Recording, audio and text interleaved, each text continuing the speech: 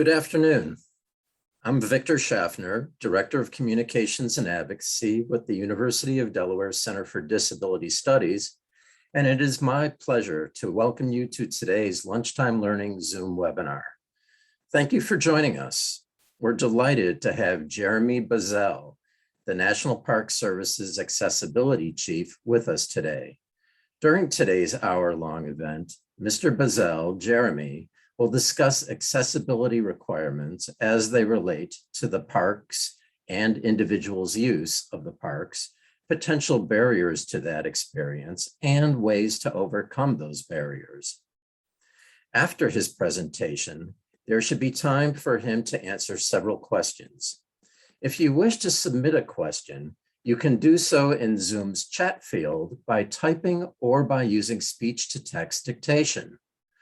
I will then pose some questions in the time we have remaining to Jeremy. Today's event is being live captioned. In the coming days, we expect to load a caption video of the event to our website. Lastly, at the conclusion of today's lunchtime learning session, we will email you a brief survey that asks a few questions about the webinar. We ask you to complete it and send it back to us this afternoon. Jeremy Bezell has been working in the disability field for more than 2 decades. He began his career as a special education teacher and disability program coordinator for schools and nonprofits, then entered federal service as a presidential management fellow with the Office of Special Education and Rehabilitative Services at the U.S. Department of Education. Jeremy spent several years at the U.S. Department of Education working on programs to support education, employment, and community living for individuals with disabilities. He also worked on disability legislation for the late Senator Edward Kennedy. Jeremy moved to the Transportation Security Administration as the manager of disability policy and outreach, responsible for ensuring that airport security was accessible to travelers with disabilities. He also worked for the Chief of Support Operations at the Library of Congress before joining the National Park Service to oversee its accessibility efforts in 2014. Thank you, everyone, once again for joining us. And with that, I'll turn things over to Jeremy.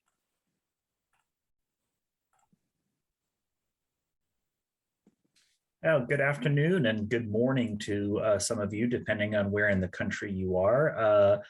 Is this sound working? Yes. Great. As he said, my name is Jeremy Bezell. I am a white male and use the he, him pronouns. I have short brown hair. I've got brown glasses with thick rims, and I am currently wearing a black polo shirt that has the National Park Service logo, which is an arrowhead on it. And I am honored to be here to speak with you all today. And I also really appreciate Dr. Minio reaching out and thinking of me to join this series of things that I know that you frequently do at the Center on Disability Studies. It has always been a pleasure working with the Center on Disability Studies on a number of issues throughout the years. So I'm hoping that I can bring some new information to everyone who's on the webinar today. So I'm going to start sharing my screen and I am going to get into the thick of it here. Let me just make sure I get the right screen up. And hopefully somebody can let me know when you're able to see the screen. You see it. Great. Okay, so this screen that we have on, that I have on here is a screen that has a montage of different places around the National Park Service. There is a sort of like a canyon with some snow. There's an image of Devil's Tower, of a child with a Junior Ranger badge, the Golden Gate Bridge, the Grand Canyon, Ford's Theater, a child's hands holding a sea star, Mount Rushmore, sort of a verdant green forest, someone rowing a boat in a canyon river, a scene of a canyon, a scene of a statue with a general on horseback, the Statue of Liberty, a lake with mountains in the background, a historic home, a person kayaking on water, a geyser, and an old brick fort. And what that gives you is some idea of the variety of experiences that are available in our national parks. So just to understand a little bit about the National Park Service, because I know that a lot of people are familiar with the National Park Service, but we're an organization with 20,000 employees across the country and 280,000 volunteers who assist with the parks. On this slide, I'm showing a map, and this map shows where all of the national park sites around the country are. And we manage things that are not just designated as national parks, but we have national monuments, we have national memorials, we have national seashores, we have national historic sites, we have national battlefields. So our 20,000 folks and our 280,000 volunteers manage all different kinds of sites around the country. And I think it's really one of the things that's really important to know is these sites would all exist regardless of the existence of the National Park Service. Some of these sites, in fact, predate the Park Service. We are simply the organization that is the steward of these congressionally designated sites. We draw 328 million visits a year, and that's from people all around the world. So if you think about that from a disability perspective, and you go with that basic statistic that you hear very often about how people with disabilities represent 20 to 25% of the global population, you think about what 20 to 25% of 328 million people is, and that's an awful lot of people with disabilities every year who are visiting our parks. And one of the things we want to be very conscious of is the fact that for each one of those people, it's highly likely that they're going to come with family and friends. So if we're not making our sites accessible, we're really denying experiences to not just an individual with a disability, but it could be 4 or 5 people that are traveling with that person with a disability, who we really have to be making sure we're targeting our accessibility efforts toward. And the last statistic that I have for you is that we now manage 423 areas around the country. Again, that is what I'm showing on the map of the United States, Alaska, Hawaii, and some of the territories. And I finish with that statistic because I think it's important to know that, if we manage 423 areas around the country, and all 423 of them are unique. They have been designated as a place that is worthy of preservation, which means not only are you able to go and have 423 different experiences around the country, each one of those 423 areas is going to have multiple opportunities for enjoyment in it, which then means that we have a lot of work to do when it comes to accessibility. What I often say is that our national parks, there's one of anything. You think of any kind of experience you want to have, I would almost guarantee you that you can find a national park that offers you this experience. So on this slide, I'm showing some of the variety of experiences. There's an individual who's on a beach. There are several individuals in wheelchairs on a beach. There's another picture of a geyser. There are some feral horses grazing. There's a picture of the Teton Mountains. There's a picture of an individual with a disability inside Mammoth Cave. There's a picture of one of our favorite arches. There's a family picnicking outside a camper. There is a picture of Mesa Verde, which is some prehistoric housing for indigenous peoples. We have birds on an ocean shore. We've got a picture of Devil's Tower. There's a picture of the Lincoln Memorial. There's an individual looking across a field overlook. There's a picture of the Grand Canyon.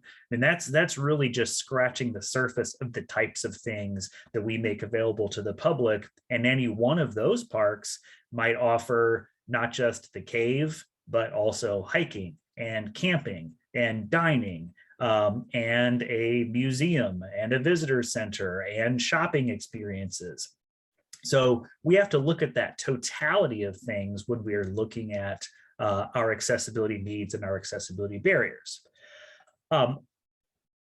Unlike most organizations that you might talk to, because we are the federal government, we do not go by the Americans with Disabilities Act. We are not under the jurisdiction of the ADA. We are actually subject to first what is called the Architectural Barriers Act, which actually predates the ADA, which requires that all of our buildings and facilities be built or renovated to be accessible to and usable by individuals with physical disabilities. And then the standards that we have to meet under the Architectural Barriers Act are laid out by the Access Board. So there are very specific standards for what makes things accessible that we have to meet. And for us, it goes well beyond just buildings. We are talking about standards related to trails, standards related to campgrounds, standards related to beach access, that we all have to, as an organization, understand and be working to meet. However, one of the challenges that we have in meeting accessible barriers is we do have many historic sites and we do have many natural sites that we really have to figure out how do we achieve the balance between preserving their natural resource or preserving the historical nature of a site while also making it accessible. And I'll talk a little bit about that later. We also are subject to Section 508 of the Rehabilitation Act. So we have to ensure that all of our information and communication technology is accessible. This usually manifests itself in our electronic media on the internet. But also what that means is that if you come to one of our visitor centers where we have touchscreen interactives, where we have movies, etc., we have requirements to make those experiences accessible as well. And then we're also subject to Section 504 of the Rehabilitation Act, which requires that we don't exclude people with disabilities or subject them to discrimination under any of our programs or activities. And one of the key phrases in that law is that we have to provide an equal opportunity to benefit from our programs and services and activities. So what I'm going to talk a lot about is that's really our jumping off point for looking at the accessibility experience, is saying, okay, if we have a requirement to make sure that people with disabilities have an equal opportunity to benefit, how do we approach creating that equal opportunity to benefit, given how diverse the experiences that we have all across the country? And that really starts by asking that simple question of, okay, well, what is the benefit of the experience? When people come to this park, where do they go? And why is it that they go there? Because we have to assume that wherever it is that the most popular place in the park is for the average visitor is going to be the most popular place for people with disabilities as well. That's what they're going to want to see. That's what their families are going to want to see. So if you're at Yellowstone, a lot of people want to go see Old Faithful. So that's where our visitors go. A lot of people want to go see Lower Yosemite Falls in Yosemite. That's where the visitors go. But then the question also becomes, okay, well, why are they going there? And that really gets to the heart of our trying to understand what the benefit of the experience is. And on this screen, I have a boardwalk that takes you out over some of the water features at Yellowstone, or the volcanic features at Yellowstone. There is some folks who are looking at some wayside signage near a glacier. We have a coffee pot being cooked over a fire, and there's an image of some tourists looking at Lower Yosemite Falls. And we try to look at these things in a lot of layers. And the example I will give when as you see that the picture of the campfire with the coffee pot on it is, what is the benefit of the experience of camping? We can't stop at simply saying, well, we need to make sure that people can physically access the site, because the benefit of camping, there's a multitude of them. There is the opportunity to sit around the fire with your family. There is the opportunity to sleep outdoors and to hear the outdoor noises. There's the opportunity to see, in some cases, less light pollution, so you see more stars. Those are all things that are bundled into that opportunity to camp. So we can't stop at just saying, okay, well, you can camp, that's good enough. It's what are those aspects within camping that we have to make sure you can benefit from. Or you take the picture of the individual who's at the glacier.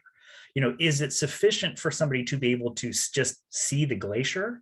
Well, a lot of people are going there and they want to learn about the glacier. So we've got to make sure that you can not only see the glacier, but you can also get the information about the glacier that everyone else can get.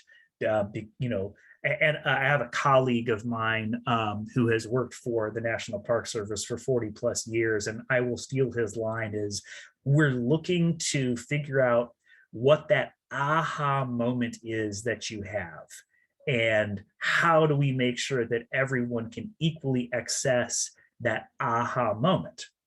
So we want to take that aha moment and say, okay, what is that? And then we have to slice that by different disability experiences. So, looking at it from the angle of what would be the barriers to camping if you have a vision disability? What would be the barriers to camping if you have a hearing disability? What would be the barriers to camping if you have a mobility disability? What would be the barriers to camping if you are neurodiverse? So it's slicing the experiences up, not only by what are all of the opportunities to benefit, but then within those opportunities to benefit, slicing it up again by different types of disability experience. Because what we are trying to achieve is what we call an entry to exit experience, meaning that you can, when you are researching a place to go, not only is our website where you get that information from accessible, but you can find accessibility information about that park. Is the experience of booking your cave tour or booking your campsite accessible? How can we support you traveling to the site? How can we support the experience of staying at the site, whether or not it's in a hotel, whether it's in a campground, or any, whether or not you're hiking to the back country? Then how do we support you having that aha moment while you are there? How do we ensure that the process of leaving is accessible? And then, there's a part of this that has to do with the memory that you have of that experience. And we have to be very conscious of what we have done to make sure that when you leave, you're having that good memory of that experience that you want to talk to about your friends later. And I will say this to anyone who has not been to a national park, and hopefully anyone who has been to a national park will agree. Our 20,000 staff people and 280,000 volunteers are so dedicated to making sure everyone has a good experience, and are bending over backwards to make sure people have good experiences. One of the pieces of advice I give any individual with a disability is, find someone in green and gray and just ask, just tell them what it is you need. The vast majority of people that I have worked with in the National Park Service are going to find a way to help you meet your need if you're willing to ask. And when I say the green and gray, that is a reference to, there is a picture on here of somebody standing in front of mountains wearing the standard National Park Service uniform, which we call a green and gray. There is also an image which just sort of shows an environment in which you are breaking down the entry to exit experience, and had that idea of, once I get there, do I have an accessible parking lot? Do I have an accessible route from the parking lot to the visitor center? Once I'm in the visitor center, do I have an accessible restroom? Do I have an accessible water fountain? Can I get food from the concessionaire restaurant there? All of those parts of the experience, and you haven't yet gotten to the edge of the Grand Canyon to look over, right? Like you just need to find a place to park, and then maybe need to go to the bathroom because you've driven a long time. And then maybe because you've driven a long time, you need a snack. All of that is part of this experience before you've even gotten to the rim of the Grand Canyon to look at its spectacle. And then I have to figure out, well, how do I create that aha moment at the edge of the Grand Canyon for a person who might not be able to see the Grand Canyon, for example? So this is the kind of thinking that we're putting into it, because if you get there and you can't use the bathroom, well, you're already going to have a bad memory of the experience. If you get there and you're hungry, well, you might not enjoy the experience as much as somebody who can get a snack. Or you're thirsty and we have inaccessible water fountains. Well, now you're thirsty, and how much are you enjoying that experience? And can you really have that aha moment when you are thirsty? So, like I was saying, we want to look at that whole flow of entry to exit, and we want to identify, all right, well, what are all the barriers here? What are our physical barriers? What are our electronic barriers? And what are our information and communication barriers? And by information and communication barriers, what I mean is we have multiple ways that we convey information about our site to people. We have interpretive tours. How are we making our interpretive tours accessible to, for example, people who are hard of hearing or deaf, by providing interpreters or assistive listening systems? Or are we training our people to do a good job of describing what everyone else is seeing if you have a person who is in the group that is blind? How are we doing on our waysides where we convey information, or with our exhibits? Are there tactile opportunities for people who can't see? Do we have audio descriptive guides or audio tours for people who can't read or who can't see print? And so that's what I mean in terms of our information and communication, separate from simply, do we have 508 compliant websites? And do we have things like captions and audio descriptions on our movies, which is falling into that electronic side?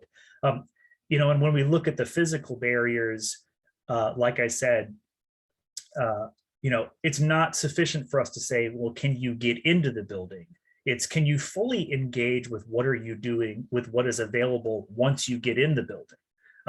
Having a ramp into a building where you still can't do anything once you get inside is not very useful, and it's not part of that entry to exit experience. So we're going to look at what are, again, that slice of, well, what are all the opportunities to benefit? And then let's slice that by, well, what would the barriers be depending on your disability? And then we've got to start coming up with solutions to say, like, all right, well, here's a barrier to this aha moment if you are a person who can't see. Here is a barrier to this aha moment if you are a person who has difficulty hearing. So that's when we have to start generating our solutions, right?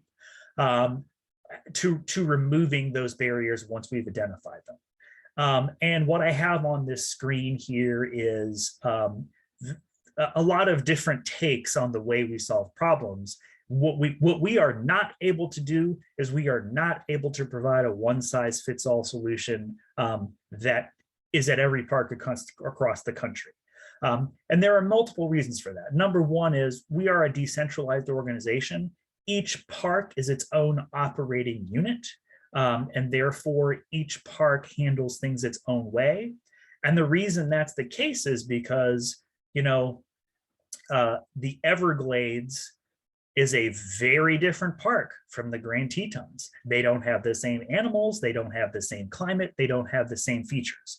So there is no one-size-fits-all solution for anything in the Park Service, much less for accessibility.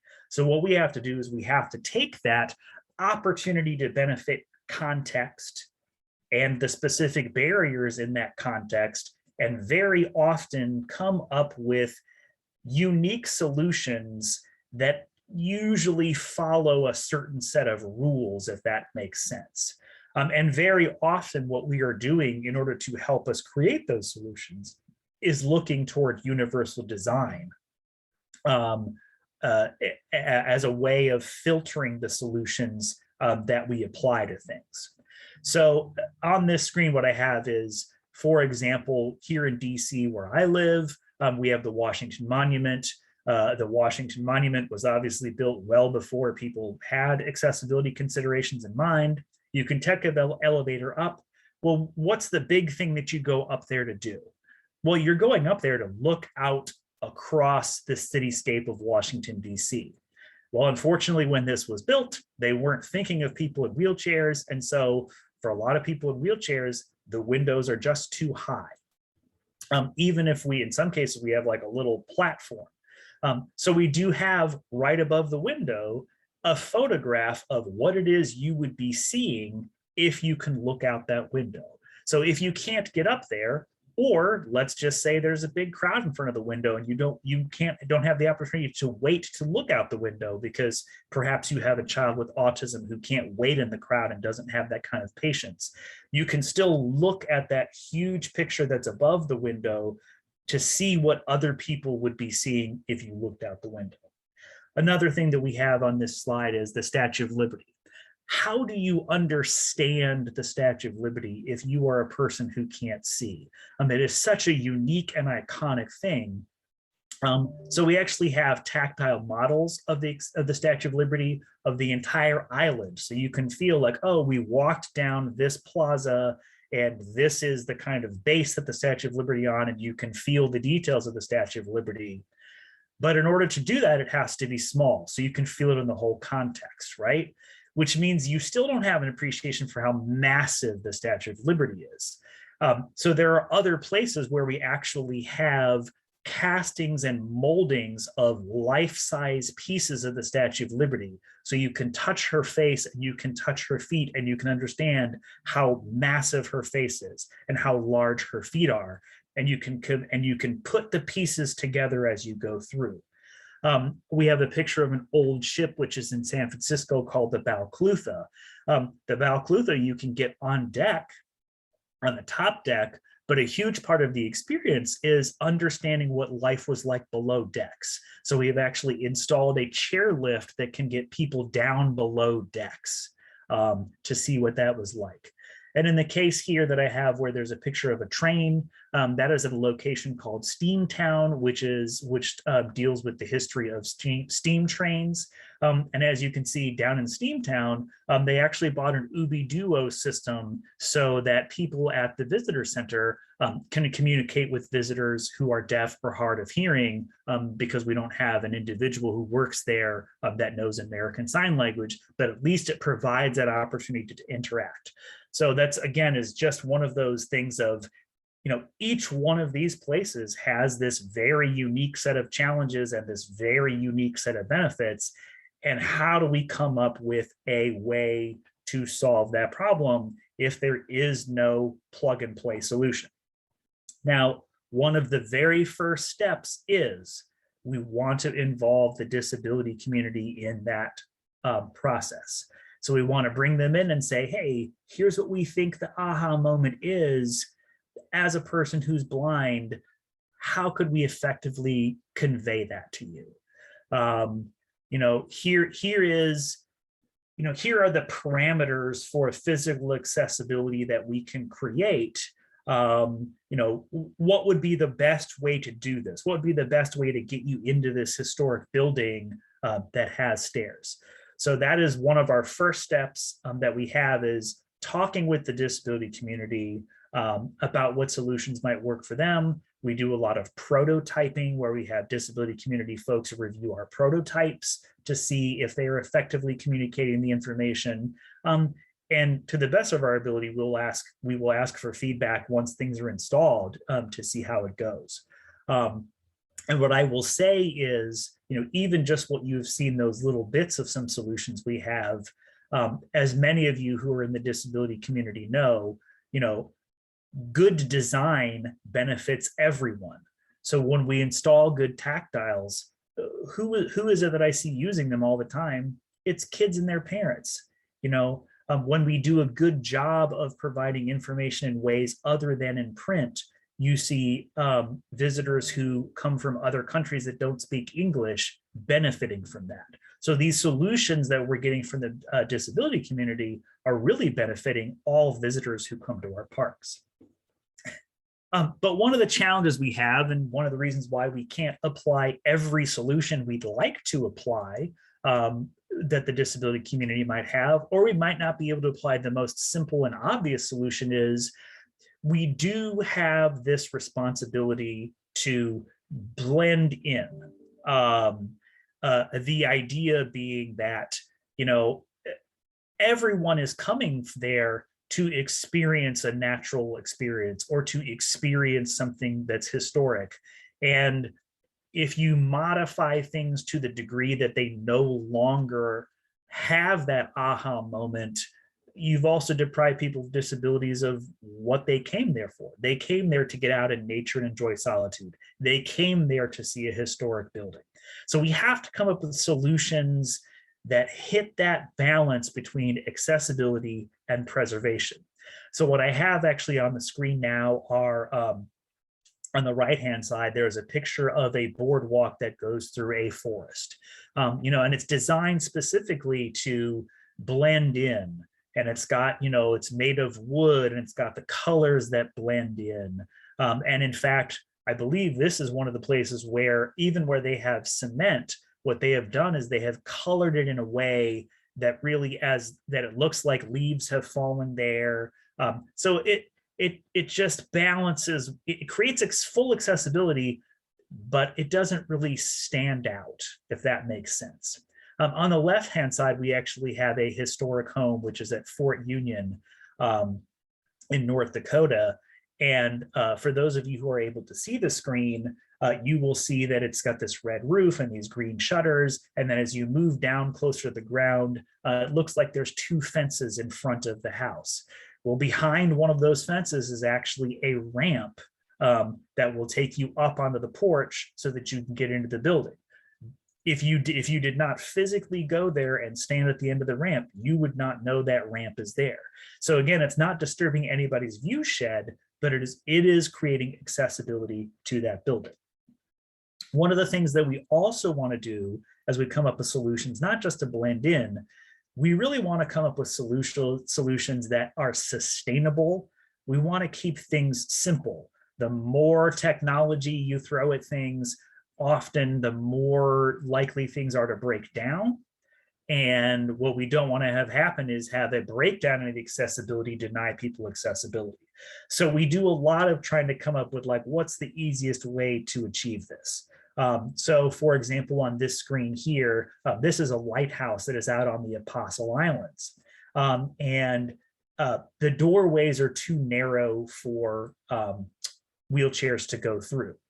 And in order to maintain the historic integrity of the building, we really can't just tear the doorway out and put a new doorway in. But one of the people at the park figured out a way to fabricate these hinges that bring the door just far enough out that it actually becomes wide enough to meet ABAS standards for how wide a door needs to be. So we didn't need to replace the door, we just needed to fabricate some hinges that will allow the door to swing wider. And that's a solution that's not going to break down.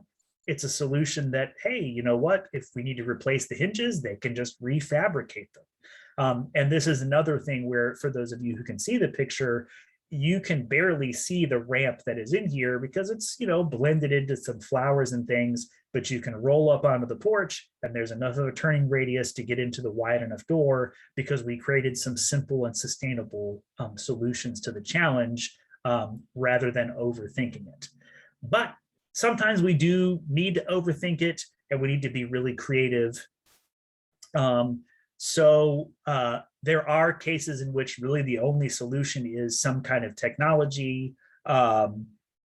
or some kind of significant modification to the site. So what we do then, like I said, is we try to think creatively about our approach. So this actually on the left-hand side is an image of the Martin Luther King home in Atlanta. This is the home where he grew up and lived. It's got stairs to the second floor. There is just no way that you could install an elevator to get to the second floor of this building if you are an individual who uses a wheelchair. The building is just, predates that kind of technology, and you'd have to make significant changes to the historic character of that building, which is something we assume nobody really wants. However, there is a back door that could get you into the second floor of the house that was already there. So the solution they came up with was, well, what if we install a lift, an exterior lift, that if you go up to the back of the house, you can take the exterior lift to that back porch and to the back door, and then you can get into the second floor. So you can get it into the first floor, and then you can go around back and you can get up to the second floor. Would we say this is an ideal solution? It's not an ideal solution because we don't really like the idea of anybody having to go around the back of the building and go in through the back door. But to us, it's better than not having access to that second floor at all. And also what it does is it doesn't actually change the historic character of the building, because the way it's built, it is actually not attached to the building itself. Meaning if we needed to remove it for historic purposes, we could. Meaning that it is not doing any damage to the building by being attached to it. So it provides multiple solutions. And if you actually see on this right-hand side where we do have the exterior lift, there are stairs going up beside it. So again, if I'm an individual with a disability in a wheelchair, I can take the lift up and my family can take the stairs up, and we can enjoy that experience on the second floor together of seeing the actual bedrooms where Martin Luther King Jr. and his family lived and stayed. And like I said, one of the big things that we are doing is we are looking at what are the ways that we can leverage technology in our parks. And I know that's something that, that's how I got involved with the center at the University of Delaware in the first place, is because I used to work in Assistive Technology Act programs. And there is so much technology out there that we think can solve these problems. And some of it is very, very low tech. So for example, here in these photos, we have images of beaches. And we have a lot of parks that have ramps that can get you down to the beach, because that's the experience. You're coming there to be at the beach with your family, right? The issue is you get down to the beach and then what? If you have a wheelchair that can't go across sand, that's pretty much the end of your experience.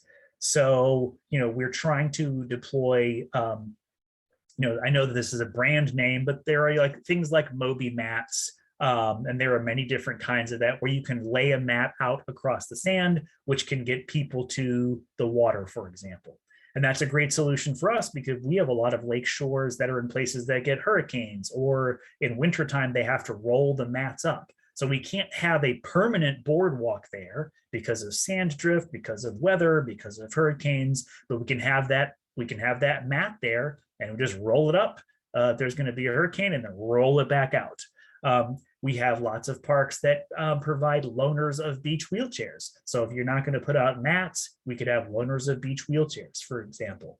So again, it's how are we providing that experience where I can go into the water with my family. I can have a picnic on the beach with my family. I can go fishing. We're trying to create that through leveraging technology.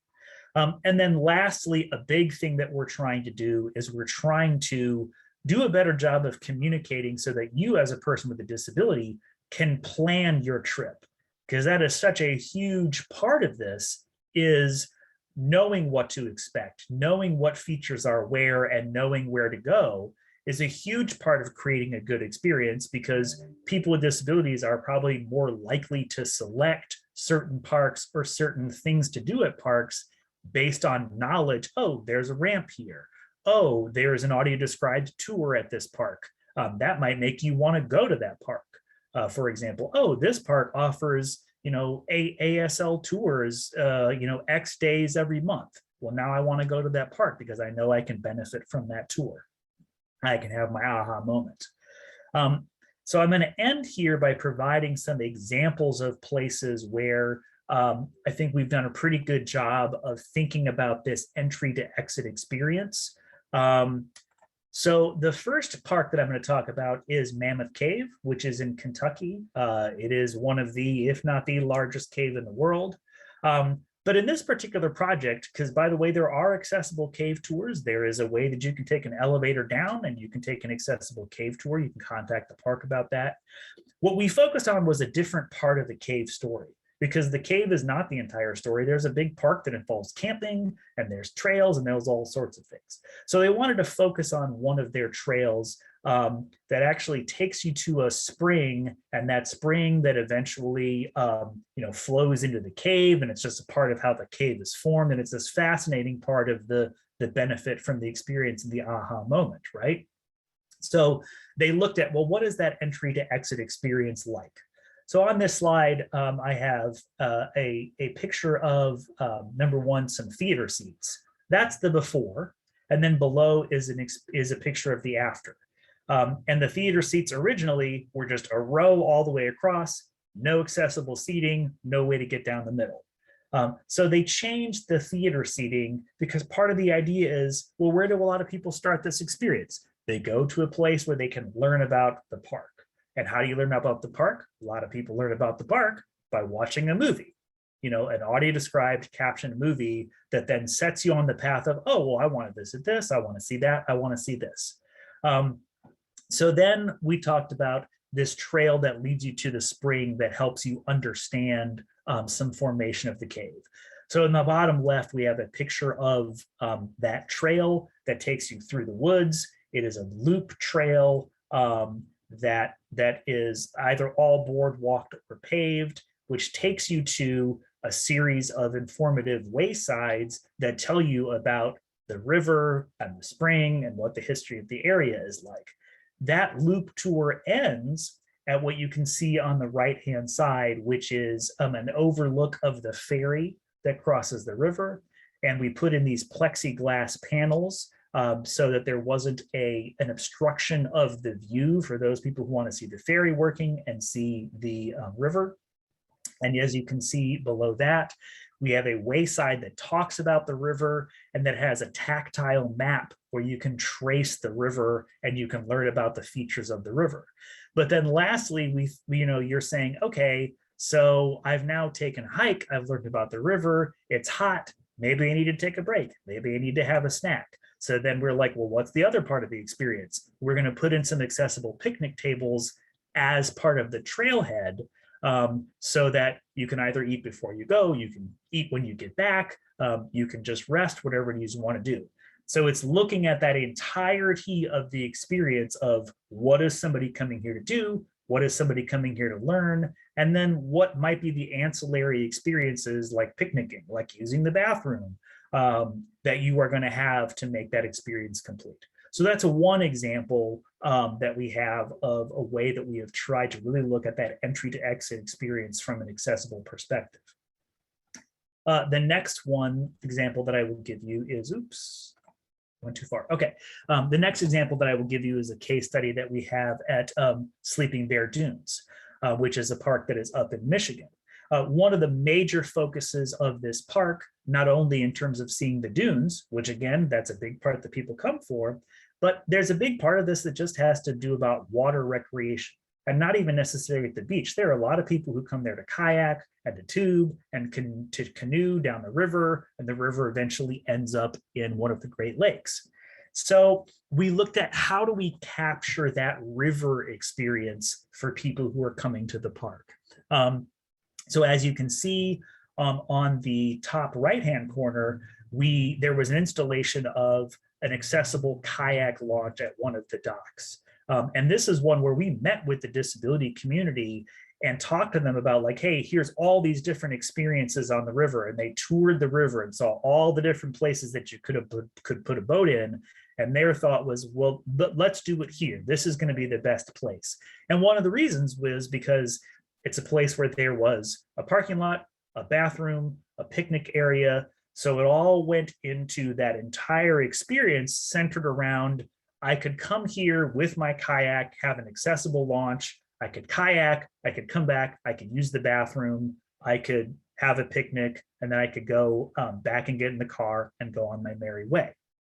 I did forget to mention, by the way, on the Mammoth Cave project, that they also had individuals with disabilities come out and help them with that project in terms of, what are the things to focus on, and folks came out and evaluated the trail afterward as well to see how well it was working.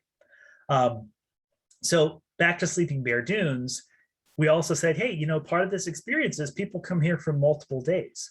And do we want them to have to go back and forth, or do we want to make sure that we're offering an accessible camping experience, because there's a campground right, across the way from where you would be launching. So they did a whole upgrade of the campground so that as a person with a disability, I could come and I could, kayak, I could go back to my campsite, I could have an accessible experience at the campsite. Oh, and by the way, the campsite, a lot of people who use the campsite, which is shown in the upper left-hand corner, there's a campsite with a camper and an accessible picnic table and an accessible fire ring, and it's all paved.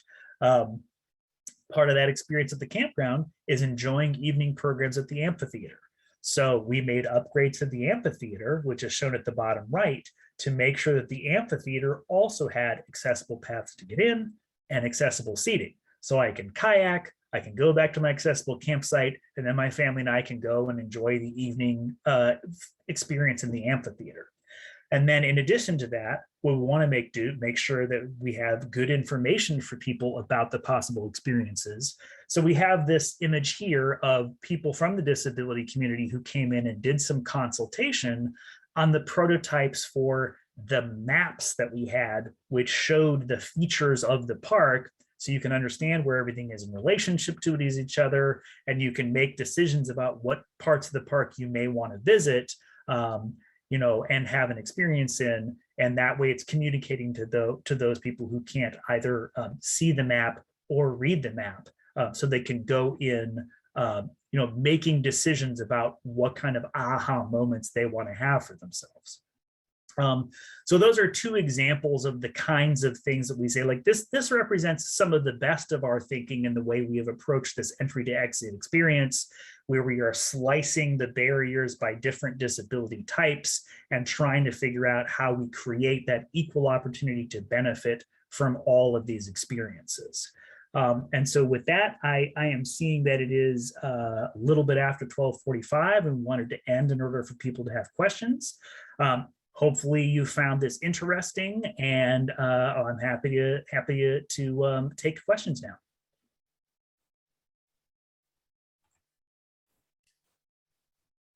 Thank you so much, Jeremy, for your presentation. And we do have some time for some questions. So let's begin. States, counties, and municipalities routinely find their ability to maintain and preserve their parks and to provide a broad menu of accommodations at their parks limited by budget constraints. What advice can you offer them regarding the need to provide access versus the cost of providing that access? Well, this may be something that the person asking the question has said, but we tend to talk about what is the cost of not providing access in terms of, for example, lost revenue. Like I said, for every person with a disability who can't access the park, you've got 4 or 5 family members who are going to choose to not go there as well. Can we afford as an organization to say, we're not interested in having those 5 people come here and spend their money? We're not interested in having those 5 people come and support the local businesses that are reliant on this park. Can we afford to have those people not be in our corner when it comes to advocating for greater access to parks? that is just, a surface thing. And then the next thing is like, okay, well, how many complaints can you afford, right? Because we look at it and say, that person has a civil right to that access, and they have a civil right to file a complaint that says, I'm guaranteed equal access to this and I didn't get it. And if they prevail, you might be ordered to do something by a certain time and in a certain way. So can you afford to give up that control over making those decisions and timelines and how and where you spend your money? Or does it make more sense to say, well, this is an investment that we need to be making in our park because it is an investment in our constituents. It is an investment. I would also say that good design, like I said, benefits everybody, and it's usually also more sustainable over time. So I would say that, it's one of those where if you really think about it, investing in this upfront is probably going to lead to cost savings later. We often say, hey, if you build this stuff into your project scope initially, it's the cost difference is pretty small. It's going to increase the cost argument really doesn't hold a lot of water. I mean, it's going to increase your cost maybe 5% if you do it right the first time. And lastly, what I say is, when we face those challenges, what we like to do is we like to encourage people with disabilities to come out to the parks and use them, because it's one thing for people in administrative positions to say to me as an employee of the system, we don't need to do that. It's very different when you have to look at an individual with a disability and see them having a barrier and experiencing the barrier to then say, we feel comfortable with you experiencing that barrier. Thank you very much, Jeremy. Someone, actually, this is a comment, but I think you could also weigh in a bit. Person is saying very impressed by the way thinking about how the Park Service is thinking about providing the aha moments. This person's son is on the autism spectrum, and the person says that they just returned from Williamsburg and Jamestown and were very happy with the attention to detail that enabled them to have enjoyable time and learn the history of the area. Perhaps, Jeremy, you could speak to what some of those accommodations in Williamsburg and Jamestown are that are providing that kind of access. I would say I'm not familiar enough with the sites to be able to speak to that, but what I can say is that we actually are coming off the end of, or soon will be ending, a year-long series that we have actually had presented by another Center on Disability Studies at Indiana University that has been doing training for our interpreters and educators around the service around working with visitors with autism, and what are some of the ways that we can provide greater access to them.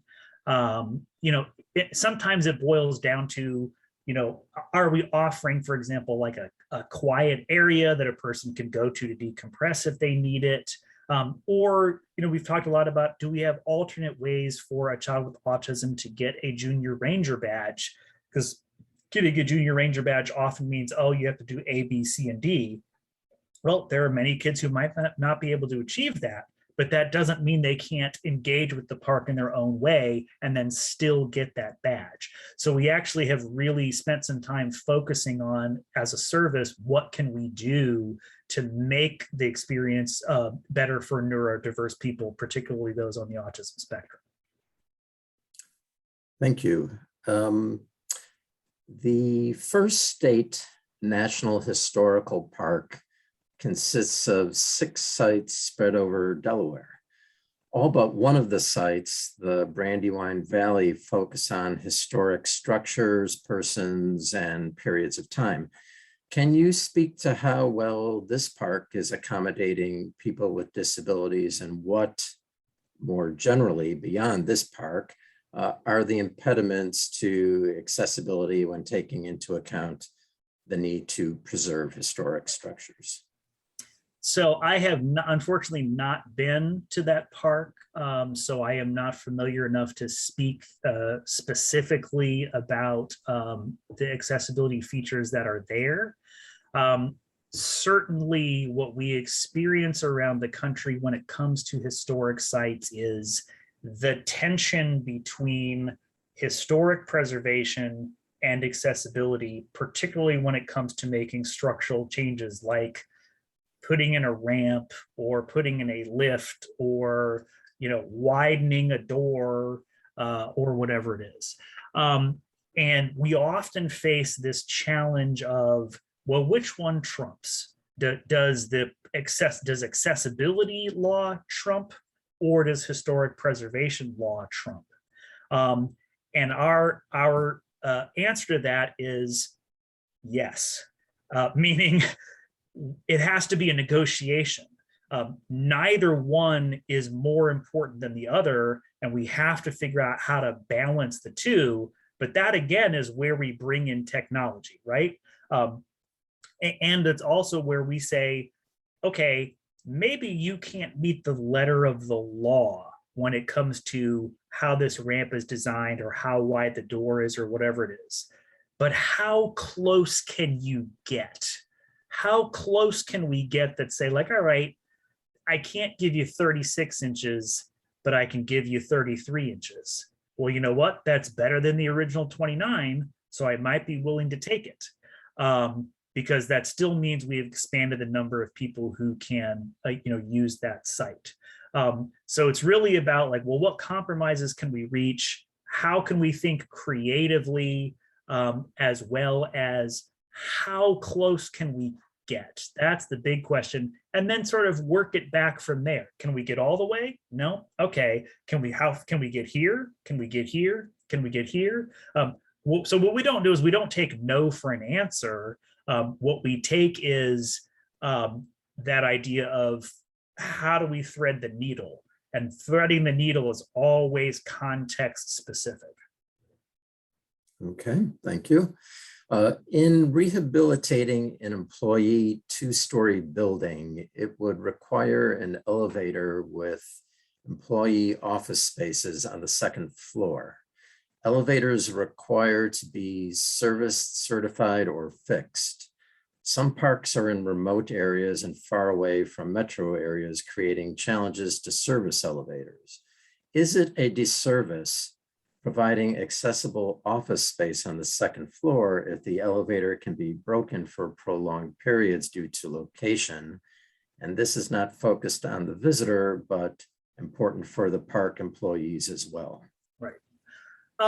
So the first thing I would say is, there are standards for when you have to have an elevator in a building. And we would be following those standards if we do that. And yes, things break down and there are maintenance problems. So we often do have, discussions where we talk about, okay, well, what are the functions that could just be moved to the first floor so that you don't have to worry about whether the elevator is functioning. And then we have that not just around employees, but we have it around, oh, our gift shop is on the second floor, or, well, we give this presentation on the second floor. So we often have that discussion of, well, are there functions that you could move to the bottom floor, either permanently or temporarily, to deal with this? And we face the elevator problem all the time. I showed the picture of the lift that was outside Martin Luther King. Yeah, I mean, we have, those things break down a lot, which is why I was talking about, we try to get the simplest solution that doesn't require a lot of advanced technology so it doesn't break down. Putting elevators in places that are near the sea is not great. They tend to break down a lot there, places with extreme weather. So we are always looking for that solution that is less likely to break. But we would also require, hey, our parks would be required to have some kind of a service agreement related to the elevators. But yeah, it is true. We have had situations where they say like, well, yes, but we can't get anybody out here for 72 hours. And we have to have a backup plan then. We have time for maybe one or two more questions. Here's another. I find the idea of supporting accessibility at the research stage so that people with disabilities can make informed choices about whether their abilities well match the eligibility criteria for being able to participate. Are there good examples of park writing good descriptions that enable this kind of research? So yeah, that's one of the things I talked about just very briefly in the in my presentation was, you know, us arming people with the right information is really key to this. So every park website has under its Plan Your Visit tab an accessibility drop down, and you can click on that and you can get to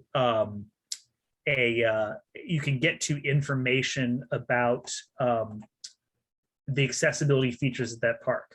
Now, am I going to promise you that every park does a bang up job of describing this? I'm not going to promise you that. There are some that are better than others, but if you let me share my screen again real quick, I will show you one thing that could really help. Okay, here we go. Let me see if you can see this. Yes, we can. Okay, so we actually have a site that is here at nps.gov/subjects/accessibility/index, where we have tried to create like this central hub where if I click on my map to find a park, it's going to take me to this map, and then I can click on this map. Let's see here. And it's going to take me directly to the accessible features of this park. Okay. And then it's going to show me, oh, here we go. And then, so for example, some parks have an accessibility guide, which sort of lays out all of these accessibility features. Again, I'm going to say not every park has this, so don't expect all parks to have it. But every park at a minimum has an accessibility link on its website, like this one at San Francisco Maritime. And if you want to get to that, you can go to our subject matter site with that map that also has all kinds of other information about national accessibility policies. We've got a disability history series that interprets disability history at various sites, et cetera. But that being said, I completely agree. The key to it is knowing what to expect when you get there by doing your research online or contacting the park. That's another thing we recommend. You know, hey, I'm an individual in a wheelchair. Can you tell me if you have any trails that you recommend that I use? I'm an individual who's blind. You know, do you have any audio guided or audio descriptive tours that I could use, et cetera? All right, am I done sharing? Did that? Yes, okay, great. That worked fine. Thank you. So we have gone a little past the hour, and so I'm afraid we will have to end the questions there. But I want to thank you, Jeremy Bezell, for presenting today, providing a wealth of information about our parks and accessibility. Also want to take time out to thank everyone who enrolled for today's event. Thank you for joining us. We will continue to present other events like this throughout the year. And please follow us on Facebook and Twitter, and to check in at our website so you can be aware of future events from the Center for Disability Studies. Also, by virtue of your enrolling in today's event, you will be advised of these events as well through our e-marketing. So thank you once again, and please fill out the evaluation survey of today's event that you will receive at the conclusion. And everyone, please be safe and enjoy the rest of your day.